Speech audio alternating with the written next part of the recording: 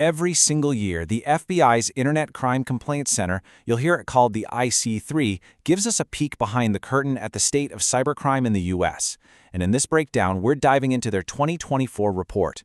And let me tell you, the story it tells is all about some truly mind-boggling numbers and heartbreaking losses. So let's just start with the biggest, most important number in this entire report, $16.6 billion. That's the amount of money reported stolen by cybercriminals in just 1 year. That's right, that massive figure is the total reported loss from internet crime in a single 12-month period. It's a brand new record, and it's absolutely staggering. It just goes to show you how massive this problem has really become. So how in the world do you even get to a number that big? Well, in this first part, we're going to break down exactly where all those billions of dollars in losses are coming from. Okay, so check this out. In 2024, the IC3 got nearly 860,000 complaints. But the real headline here is the money. Reported losses shot up by 33% from the year before, and the average loss for each and every one of those complaints, over $19,000. That's not just petty cash. For a lot of people, that is a life-altering, absolutely devastating amount of money. And this problem, it's not just staying the same, it is accelerating. I mean, look at this. Just 2 years ago, the total was $10.3 billion. Last year, it hit $12.5 billion, and now it's exploded to $16.6 billion. The financial damage from cybercrime is growing at a truly terrifying pace. All right, so we know the total cost is huge, but what are the actual crimes that are driving these numbers? Because as you're about to see, the scams people run into most often are not the ones that actually drain the most cash. When it comes to sheer volume, phishing is king, no question. All those fake emails and sketchy texts trying to snatch your passwords, they are by far the most reported crime. We're talking over 193,000 complaints. Think of it as the wide net that scammers cast, right? They're just constantly looking for a way in, because one little fish can be the key that unlocks a much, much bigger prize. And here are those bigger prizes. So while phishing is the most common complaint, it's not where the real money is lost. Not even close. The top spot, the absolute heavyweight champion of costly cybercrime, is investment fraud. It's responsible for a jaw-dropping $6.5 billion in losses. I mean, that's nearly 40% of all the money lost from just one type of crime. Right behind that, you've got business email compromise, or BEC. That's where scammers trick employees into wiring money, costing companies almost $2.8 billion.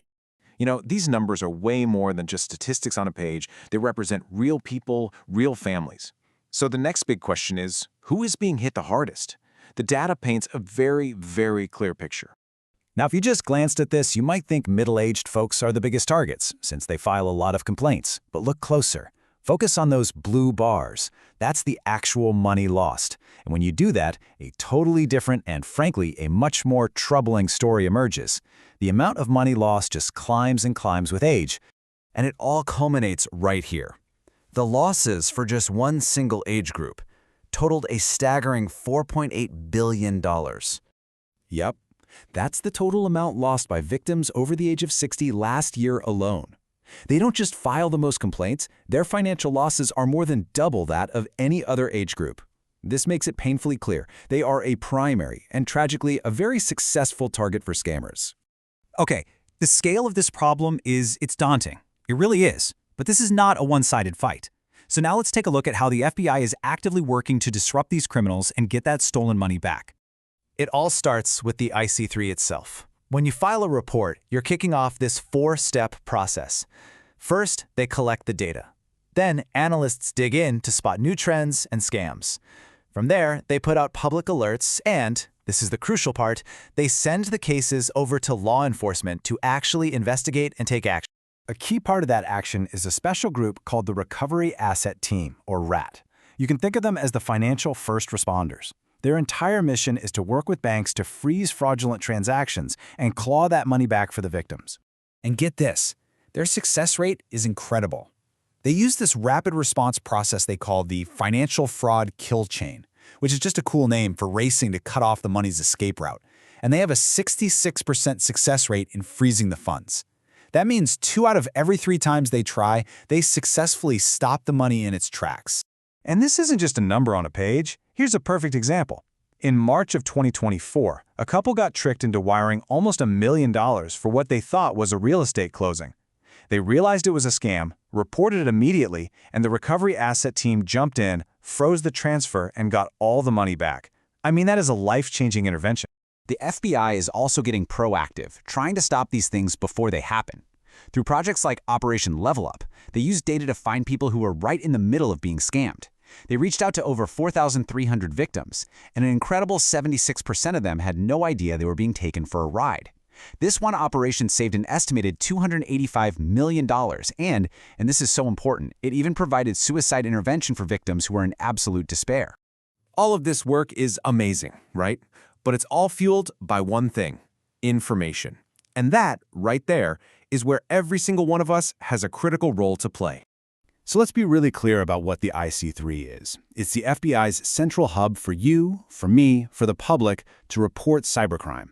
When you file a report, it's not just for your own records. It's a critical piece of the puzzle that helps the FBI see the entire threat landscape and connect the dots between cases.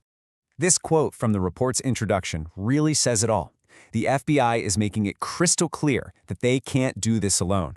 This partnership between law enforcement and the public is absolutely essential if we want to track down, stop, and prosecute these criminals. So if you take away only one thing from this entire breakdown, please let it be this website, ic3.gov. Whether you've actually been a victim or you just spot a suspicious scam, reporting it is the single most powerful thing you can do. It's how we all fight back. The numbers are huge, the threat is real, and it can all feel pretty overwhelming. But what this data really shows is that when law enforcement and the public actually work together, we can make a real difference. The first step is always the same. You have to report it. So the only question left is, will you be part of the solution?